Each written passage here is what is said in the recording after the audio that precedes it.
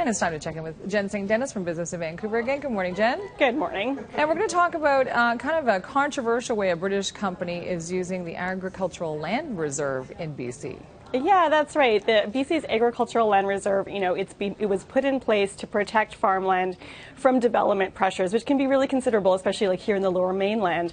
But the BC Agricultural Council is really highlighting the use of one particular use that they are concerned with, and they say kind of highlights their concerns.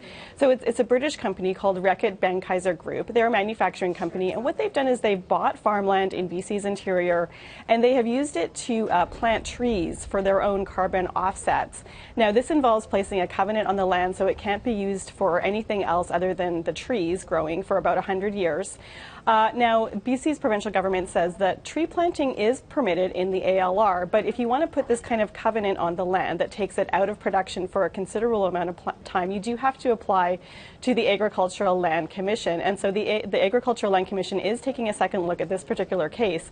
But the BC Agricultural Council says that they have seen a lot of interest in BC's agricultural land from foreign owners, and a lot of that interest is for uses that aren't anything to do with food production.